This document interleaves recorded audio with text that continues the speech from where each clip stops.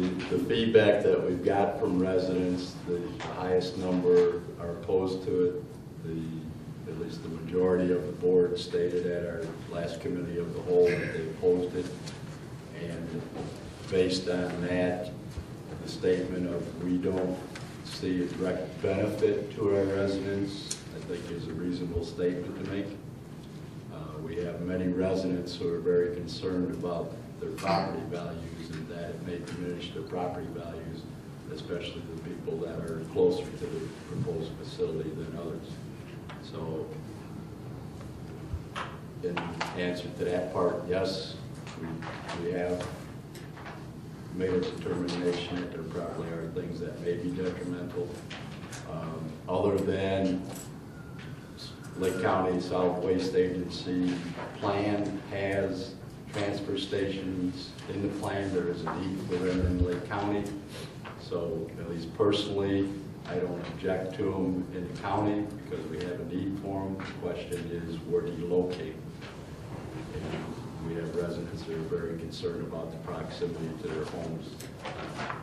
As far as what the board would like to do to oppose it or not oppose it, I am open to discussion with the board and input on what direction we would like to go. We know that the Wednesday night meeting is for the life cycle analysis. I think that's going to be a fairly set format on it, not necessarily open to a lot of questions. I suspect that that will probably be a favorable report, which will say that Groot should go on with their application. The other three things that need to be done are the host agreements with Round Lake Park, SWALCO, and Lake County. And if those get favorable recommendations, then it would make sense that Groot would follow through with their application. If they file the application, a public hearing has to be held between 90 and 120 days from the filing of the application. At that time, the village, if they choose to oppose it, could provide expert witnesses to give testimony on evaluation of properties, anything else that we could come up with that we may want to use as grounds as being detrimental to our village. As far as the public hearing, it's my understanding that's pretty much the position that we would need to do presentations from expert witnesses to have accreditation to our objection. If the permit were to go on and get a favorable recommendation, then the next step would, if you wanted to oppose it, from what I'm being told, would be to take legal action. The village or any individual party could take legal action. From the end of the life cycle analysis, do we have any type of time frame? I don't think anybody's been given anything specific on that. Walter Willis at the January meeting had mentioned that the life cycle analysis meeting tentatively was for March 6th or 7th at that time. That's now been set for the 6th. And that he would ask the SWALCO representatives, assuming they had a good negotiated host agreement with SWALCO, to approve that host agreement at the March 28th SWALCO meeting. So based on that, again, I've heard some people say that they were close on the negotiation. Groot at their presentation to us a couple weeks ago said they had ways to go, so what that means I couldn't tell you for sure. My gut feeling is that based on what we've seen so far, it's most likely that SWALCO will come to an agreement, Lake County will come to an agreement and ask for a recommendation to approve those agreements, and that group would then file their application. It's just gut feeling. Until it actually happens, we don't know. Mayor, trustees, with all the discussion lately around SWALCO, as I was sitting here for the last couple of meetings, I think there's just some clarification within the timeline that I would like to throw out there and see if everyone here agrees with me. The first area of discussions around the O&M increase, the 25% increase that SWALCO was recommending. I feel that Round Lake has now gotten a second opportunity to come back and actually discuss it as a board, and I'll go through my timeline. My understanding is, looking through SWALCO's minutes, is that on 10/19, there was a memorandum sent to all directors and alternates for SWALCO that was proposing for the first time the 25% increase to the O&M. And at that point, there was specific information out here that stated that the directors and the alternates should bring this information back to their board for consideration so they had direction on what they needed to do in reference to where this village stood on the vote. Looking at any of the minutes up to this point, I've seen that there was no discussion in regards to that. What I also noticed is that on the 10/25 SWALCO meeting, there was a vote actually taken on the budget, and that budget did include the 25% increase in O&M, and it also included a 2.75% salary increase for all SWALCO employees. And Round Lake's vote in that was yes. We did vote in favor of the budget and the 25% in that meeting. Then as we go into the November meeting, there was a letter and a memo that specifically begged that there was at least 32 municipalities attend because they needed 32 yes votes in order for the O&M approval to go through. From what I gather is there wasn't a quorum in that to at least get the 32 votes, so within that meeting there was no vote taken for the O&M increase, so therefore it was deferred. My understanding though is in the January meeting there was a vote taken, and within that vote it failed by one vote. There were 32 members present. It failed by one, and the dissenting vote on that was Round Lake Park, not the village of Round Lake. So my question here, as I sat last week and heard all the trustees discuss, everyone was clearly opposed to the increase. My question is that why in two previous occasions did our representatives from SWALCO agree to approve the increase? And at no point was that information ever brought back to the board until after the fact. We now have a second opportunity to vote on it just because Round Lake Park was the dissenting vote. So more than likely there will be another beg letter coming from SWALCO to ensure there's enough people out there to get it passed through. So that's my question is, what processes are in place to ensure that directors or delegates that sit on these boards, so even being SWALCO, JAWA, whatever the boards we are, that policy type information is brought back to the board for direction?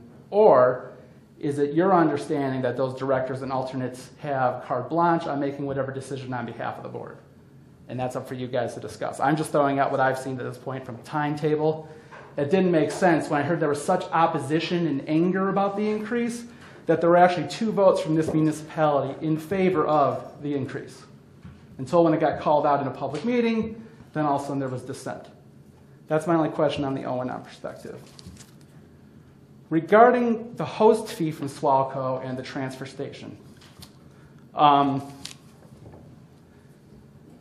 understanding is that in the November meeting, it was discussed about the transfer station. And I believe the reason Groot brought it up, or not Groot, SWALCO brought it up because Groot at that point was threatening to go ahead and file their application at the end of November.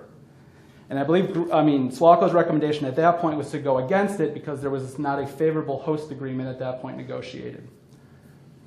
But my understanding coming out of the meeting there is that SWALCO voted to not approve the transfer station or the host agreement at the time, but there was a vote to move forward to continue with the host agreement. And Round Lake in that vote was yes. So my question, if there's such opposition to the transfer station by the village of Round Lake, why would we as a municipality then vote to continue negotiating a host agreement? If we didn't feel that the transfer station is beneficial to our residents, a host agreement with SWALCO is certainly not beneficial, and Round Lake's stance should have been no in that. Those are my 2 questions I have specifically on that. Regarding Trustee Simoncelli's comments in the beginning, what I specifically heard sitting out here in the audience is that there was definitely 4 distinct dissenters of the 6 trustees, not including yourself and Trustee Wazinski. What I also heard loud and clear is that this village board will spend little to no money to fight it. That's when the mayor granted me an opportunity to speak, in which I asked is, does the village A need to take a stance, and B, does a ceremonial no vote mean nothing besides just that, a ceremonial no vote? So I asked that as you discuss this further today, that if you're in true opposition, number one, are there other municipalities that are against, and if there is, which ones there are? From what I'm hearing, there are none, being that everyone seemed to vote in favor of it. And ultimately, if the village is against it, what is the village going to do? Because as I talk to residents, and as I stated in the last meeting, the residents don't care that we vote no. The residents want to know what we're doing to stop it. That's what they're concerned with. So those are the questions that need to come out.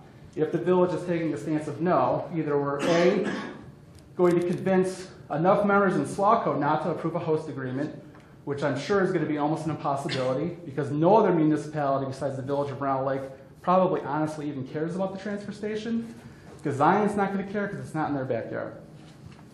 So I don't think we're going to be able to go through from a SWALCO perspective. So it seems like the only opportunity that the village, if they truly want to take a stance on this, is that the village would again have to be the lone wolf to go out there and expend resources and dollars to try to fight this on our own on behalf of the residents. And ultimately, as the board here, up worth to expend that to move forward on that, or are we just going to say no and then ultimately not do anything about it? So those are two of the questions I have out there. Thanks. Let the record show that Trustee Wazinski arrived at 7:32.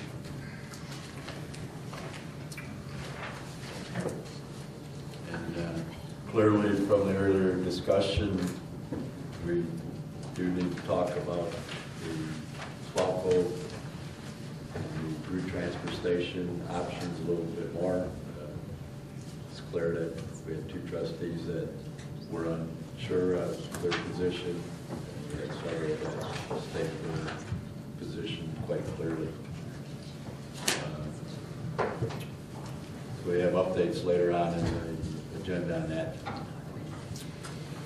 We'll start. I just wanted to go and address your comment earlier, where you were talking about bin gathering. Let's see, that you gathered from the past conversations from the last meeting on February 19th that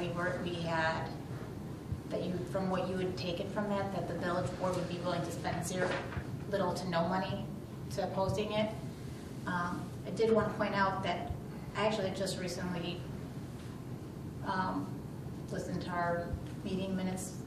And I do know that Trustee Clements at that time did discuss at the meeting. You responded to, because you mentioned it last time at the meeting too. You phrased it slightly differently at that time.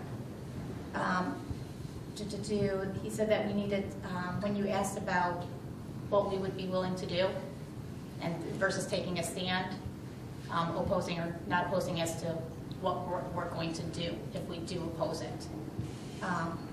And then Trustee Clements at that time did say that we should be out there starting to just have those conversations with the residents and discussing what they are comfortable with us spending. It should be a decision from after we've received that feedback. So I just wanted to touch base that I do recall he did say that. I also believe Trustee Clements, since it's being addressed to me, also did state that little money was going to be spent on it. But I can go back and listen for myself.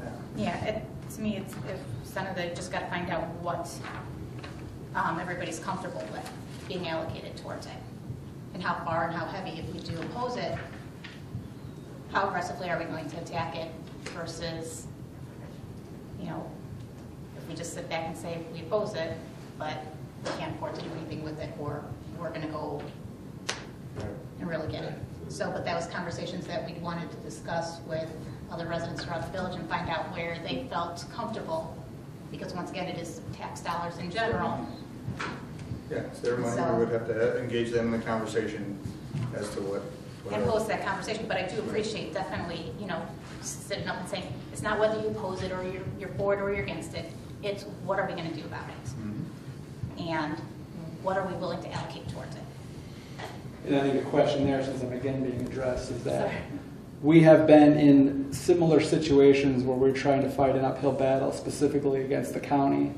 And it has cost this village hundreds of thousands of dollars to fight that expense. So I'm just saying is that as the village considers to take a stance, let's make sure it's a meaningful stance if we're going to. And are we willing to expend that sort of money to fight it? Because once you bring in experts that have to go against what SWALCO is putting forward and then potentially go into a lawsuit to stop it, it's not going to be a couple $100s spent on it.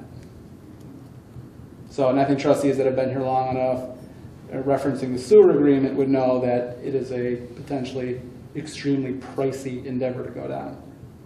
That's all I was trying to point out. Just by saying no, the village either has to stay away from the issue, potentially vote no from the SWALCO host agreement perspective, but more than likely it's going to pass, or if the village is all in, then the village needs to be all in.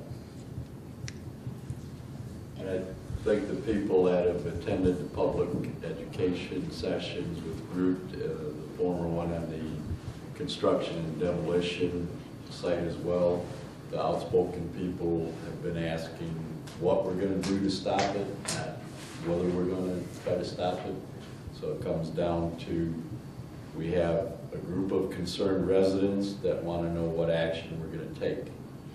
From the feedback that I've gotten from residents as well, there are probably quite a number of residents that don't care, it doesn't immediately affect them, they're not as close, so they're not as concerned, and I'm sure that they would wonder why we would throw money at fighting something that's an uphill battle, but that's something that our residents are waiting for answers from the board on how we're going to proceed on it. So that's why I've been trying to get feedback from the board and from residents on what their expectations are. Absolutely. And I definitely agree. We need to start having the conversation directed towards what and how much are you comfortable with us allocating towards this?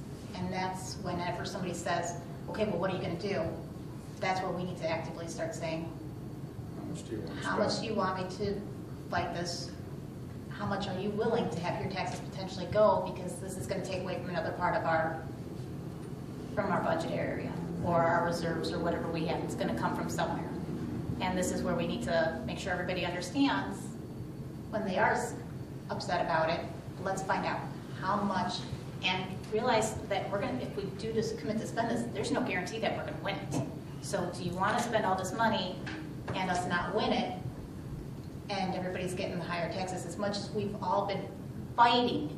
And I mean, literally, you guys have been doing a fabulous job with cutting things down to the minimum and keeping up to what we really need to keep our community here strong, beautiful, but also by taking a little bit more of a minimalist approach than we have in past years. And I really do, commend you guys because you guys have been doing fabulous with all of that. And, but yeah, I think we really do need to make that decision at this time, well, not that decision, but we need to have those conversations, I should say, and really pose the question back at this point in time. And then take that feedback and ask people, once again, like yourself, come in, share, what are you comfortable with? And how do we get those residents in, Darren? How do we pick and choose those residents? Those And what ones side that of town do confront those us. residents come from? Everyone who you've talked to on a regular basis, or who even because I know when you're out there we're talking, we ask the question, how do you feel? But who's to Ask them say and that invite them. anybody's going to come in, and then who makes that decision when you say, let's take it to the residents and say, what do you want to do? How much do you want to spend? What if we have no residents here? Where do we go with it then? At that point in time, it's That pretty much basically tells our you. own judgment. Well, that pretty much, if no residents show up, then that in itself is an indicator The importance, level of of how importance. important it is to them. I probably talked to at least 10 people out in Bright Meadows in the last couple of weeks or 3 weeks. Mentioned that tonight was our next board meeting. If you were concerned about it, could you please come to the meeting and voice your opinion? And we don't have any of those people here tonight, even people that said that they were concerned about. So that's the battle of how do we get to those people, or when do we make the decision and state the facts? Doesn't make sense to fight it. Sorry, people that are concerned, or make a decision that we're going to do something about it. I think there's another direction we can go at the same time, and maybe it's just a little more proactive than reactive. We've never even bothered to have discussion similar to a previous situation that we've spent a good amount of money on litigation that Mr. Bloom has mentioned. We haven't yet even had the discussion with Brown Lake Park about talking about the impacts that this puts on our village. We're going and talking to our residents and we're talking amongst ourselves, but have we talked with the people who want to enact this and tell them, sincerely, what we see our risks as being? our impacts as being. We haven't even had that conversation. So, you know, I'm sure there's many things we can do, but I think it's going to come from many different directions and many different possibilities. And yes, the people are going to have input, but you know, still haven't gotten all the information from those who want to start this program. Do we have any discussion or opening with them that we can say, these are our impacts, these are our worries, these are our concerns. What are you going to do as our local partners and neighbors to help protect our residents? We haven't had that. And yet this program supposedly has been going on, what, since 2007 or 2009, one or the other. It's not something brand new, it's just not something that our administration has brought back up to the board. Something maybe over all these years we should have been tending to. This was working its way through the system. How come we get this now? After the late hour has come, when discussion has now been lost, I think we need to go back to square one and ask for that discussion, ask for that time and their consideration, and see what we can manage to stop or abate or curtail or even limit. We haven't had that discussion. And that was our problem with earlier litigation. We didn't have discussion with those parties prior that were meaningful enough to come to a possible agreement. We went into litigation. Litigation is expensive, and like Mr. Bloom says, you want to take all care not to go into that if you can avoid it. I still think we have enough opportunity to avoid it if we have the conversations with the right people. And sincerely. Do we then start with SWALCO and let SWALCO know that You our know, village objects from a SWALCO point of view, it's all a partnership of all the villages to be in the SWALCO program, which is a Lake County program, basically.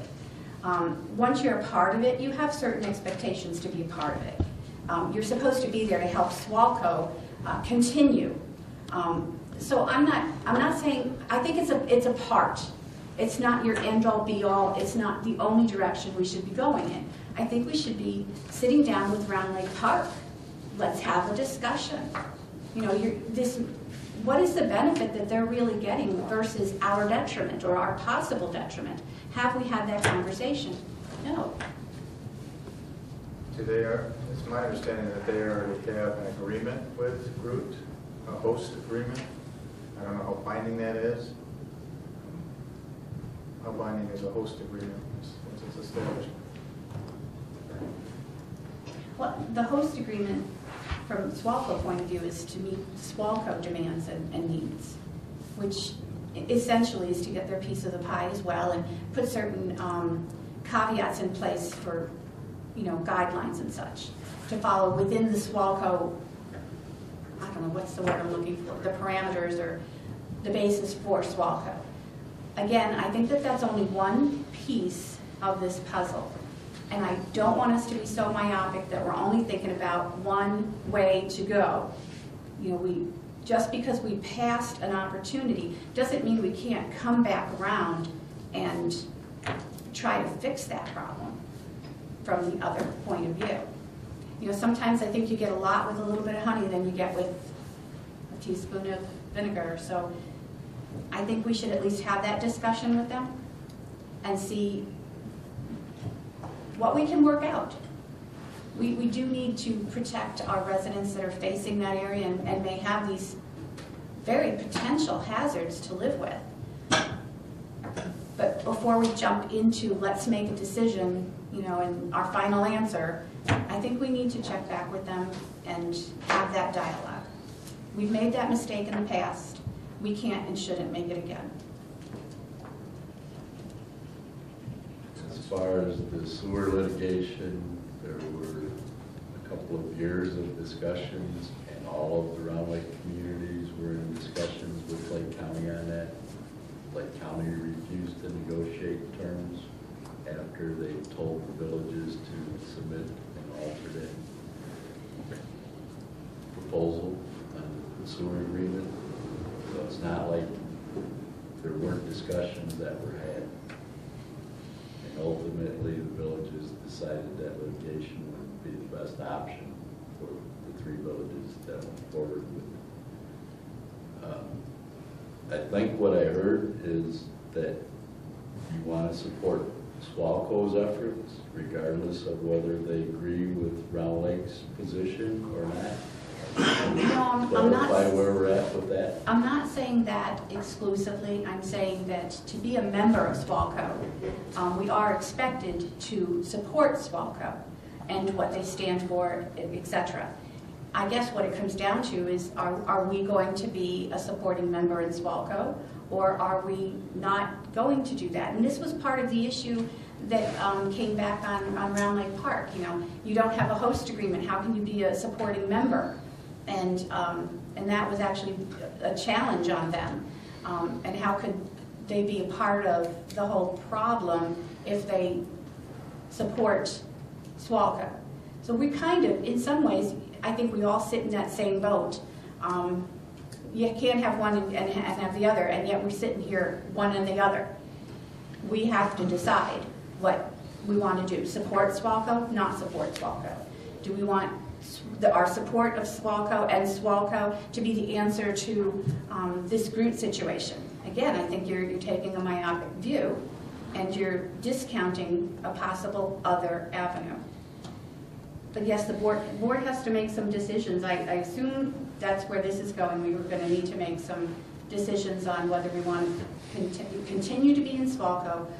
By being in so, you are asked to support them, and you are asked to move forward with them. And this is why, you know, one of the reasons I keep bringing up to the board, we have to increase to not support SWALCO, leave SWALCO, and then we're not a green village either. So you have good, you have bad. We're in a dilemma that we have to answer to. Well, you can still support SWALCO. You can disagree with their position on a particular project, and that doesn't mean that you're not supporting SWALCO as a whole. And yet, you know, when you sit in these meetings and you hear the banter back and forth, well, how can you say that? How can you be that if you're not supporting SWALCO? You're in SWALCO to support SWALCO. The whole point is for solid waste management of sorts. So do you agree with the program and not support the host to it? I mean, you know, you've got issues you have to look at. If you have an issue as a community, you let SWALCO know you have an issue with that particular project. I think I've been pretty vocal with SWALCO and a few others that I have an issue with Groot moving in for the garbage transfer station anyway. So I guess I'm saying, as far as, and going back to topic, on our transfer station updates, I think we should be having a sit down and try to negotiate something with Round Lake Park. Negotiations don't cost a whole lot of money. And then we know where we stand, we know what situation we're actually looking at.